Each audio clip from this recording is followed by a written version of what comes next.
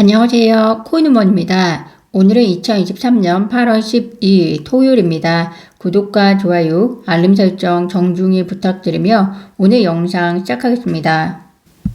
오늘의 가장 큰 이슈 중에 하나는 바로 미국 상원 의원 신시아 루미스가 코인베이스가 제출한 SEC의 기소에 대한 기각 신청서를 지지하기 위한 아미쿠스 브리핑을 제출한 사실입니다. 신시아 루미스는 작년에 암호화폐 규제 명확화를 위해서 길리브랜드 의원과 함께 초당적 암호화폐 규제 법안을 제출한 바 있었습니다. 그런데 FTX 사태 그리고 미국의 중간 선거로 인해서 결국 제출된 법안이 진척이 되지는 못했지만 초당적 합의라는 점에서 매우 큰 관심을 받았었습니다. 그녀가 이번에 SEC 기소를 기각해야 한다는 아미쿠스 브리핑을 제출하면서 그 이유로 다음과 같이 이야기를 합니다. SEC는 의회와 여러 기관에서 암호화폐 관할을 검토 중인 가운데 업계의 1차 영향력을 확보하는 방안을 추진하고 있다. SEC는 권한 장악을 위해서 정치적 과정을 우회하려고 있다. 즉 의회가 암호화폐 관할권을 SEC에게 준 적이 없는데 그리고 암호화폐 관할권 문제 관련해서는 의회와 기관이 논의 중인 사안이기 때문에 관할권이 없는 SEC의 그릇된 목적에서의 코인베이스 기소는 기각이 되어야 한다는 말인데요.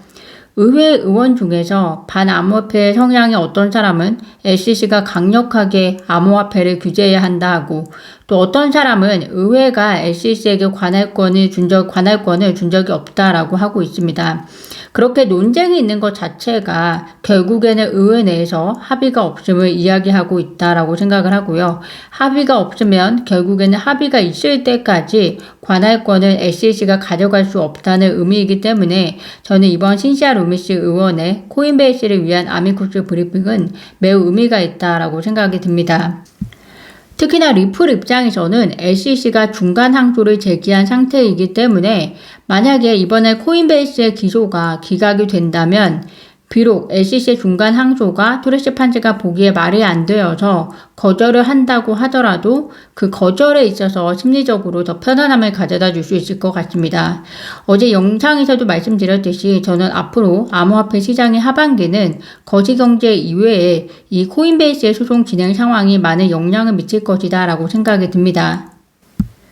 특히 오늘 기사에서 확인하셨겠지만 아크인베스트가 SEC로부터 비트코인 현물 ETF 심사기간 연장 레터를 받았다고 하는데요. 이로써 심사기간은 90일 연장이 되어서 11월 10일로 일정이 다시 한번 지연이 되었습니다. 이 소식은 결국에는 SEC는 비트코인 현물 ETF 승인 여부를 최대한 지연시킬 것이다 라는 것으로 저는 해석이 되어지는데요. 물론 9월에 심사 기간을 보유하고 있는 회사들도 있지만 그 회사들의 경우도 2차, 3차 연장될 가능성이 높다라고 생각이 되고요. 그렇게 되면 내년에 가서야 비트코인 현물 ETF에 대한 심사 결정이 나오지 않을까 생각이 듭니다. SEC 입장에서도 지금 법원과 암호화폐 업계들과 상당한 기싸움을 벌이고 있는데 이런 정리되지 않은 판에서 비트코인 현물 ETF 승인 여부 결정이 지금 당장 우선순위가 되기는 어려울 것으로 보이고요. 다만 한두 달 내에 판결이 나올 것으로 예상되는 그레이스케일과의 소송 결과에 따라서 비트코인 현물 ETF 승인이 내년에서 조금 앞당겨지느냐 아니냐가 결정되지 않을까 저는 그렇게 생각이 듭니다. 이런 상황이기 때문에 하반기에는 그레이스케일 소송권과 그리고 코인베이스 소송권이 암호화폐에 영향을 끼칠 매우 중요한 요인이 될 것으로 보이고요.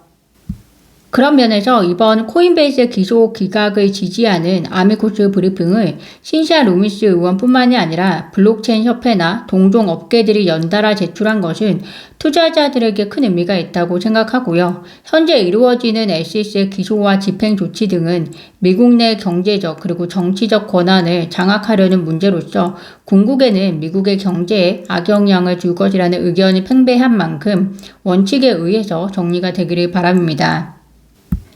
현재의 상황은 SEC가 다수의 암호화폐 업계를 기소함으로써 일부는 합의를 이루어냈고요. 또 코인베이스와 바이낸스의 경우는 SEC와 정면 승부를 선택한 상황인데요. 이런 싸움에서 SEC가 승리를 이루어낸다면 그 다음 SEC가 하고자 하고 싶은 것은 결국에 이 암호화폐 판을 재편성하고 싶지 않을까 생각이 듭니다. 다수의 전통 투자 기관이나 그리고 EDXM처럼 그들이 만들어낸 기관이 이 시장에 뛰어들어 거래가 될 수 있도록 할 것이고 그 과정에서 상당수 암호화폐는 사라지지 않을까라는 생각이 듭니다. 이는 바꿔 말하면 겐실러가 혹은 기득권자들이 본인들 손바닥에서 암호화폐가 움직이는 모습을 보면서 이익을 쟁취하려는 의도도 충분히 들어있을 수 있다라고 생각이 되고요. 동시에 앞으로 파생상품 시장으로 암호화폐 시장이 더 커질 것이라고 전문가들은 이야기를 하고 있는데요. 과거에 파생상품 시장이 달러라는 법정화폐로 거래가 되었다면 이제는 법정화폐 대신에 암호화폐가 차지하는 비율이 커질 거고 이 법정화폐의 지배력이 떨어질 것으로 보입니다. 이를 필사적으로 지연시키기 위한 노력 중의 하나로 보이기도 하는데 구독자분들은 어떻게 생각하시나요? 잘 아시다시피 기축통화의 수명은 약 70년에서 100년 정도입니다. 그 말은 즉 달러가 영원한 기축통화로서 남을 수 없다라는 건데요. 달러가 기축통화로서의 균열을 이야기하는 것이 하나가 브릭스의 협력과 그리고 다른 하나가 암호화폐가 아닐까라는 생각이 듭니다. 세계는 이미 한나라의 법정화폐가 기축통화가 되었을 때 가지고 있는 부작용을 경험하고 배웠기 때문에 이제는 진정한 자유와 세계화에 걸맞는 화폐, 통화, 자산을 원하고 있을 텐데요. 그렇기 때문에 블록체인의 각광을 받고 있고 블록체인에서 출현되는 암호화폐의 미래에 대해서 기대하고 있다라고 생각이 듭니다. 제가 이런 말씀을 드리는 이유가 리플 최고 기술 책임자가 XRP와 같은 디지털 자산이 세계 준비 통화가 될 수 있다라고 한 발언 때문인데요. 변화해가는 통화 가치에 대해서 XRP는 어떤 역할을 할 수 있을 것인지 기대가 됩니다. 존 티든 변호사가 SEC의 중간 항소 요청이 결국에는 역효과를 초래할 것이라고 입장을 밝혔습니다. 그는 이번 중간 항소 제기 요청이 SEC의 암호화폐 규제 계획에 의도치 않은 결과를 가져다 줄 수 있다. 또한 토레스 판사가 이번 신청을 기각하면서 자신의 논리를 보다 충분하고 완전하게 설명하고 동시에 테라폼네스 사건 담당 판사 라코프의 지적에 대해서도 해명할 수 있다라고 이야기를 하고 있습니다.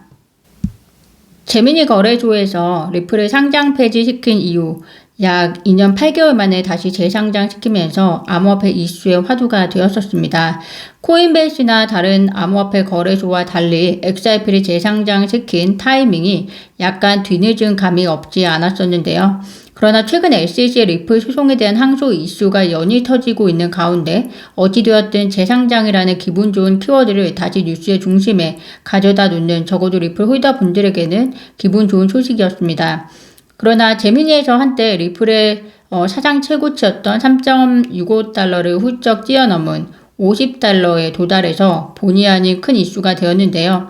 현지 달러 환율이 1332원이니까 이것을 계산하면 하나로 약 66,000원 정도가 됩니다. 그러나 이 가격은 제미니 거래소의 리플 거래 대금이 매우 낮은 것에서 기인한 일시적인 해프닝이었다라고 하고요. 50달러까지 치솟은 후에 곧바로 원래 가격으로 돌아왔는데요. 소문에 의하면 이때 매도하여 큰 차익을 남긴 투자자도 있었다고 하나 이것에서 남긴 수익은 제미니에서 출금을 막았다는 뉴스가 들려오고 있습니다.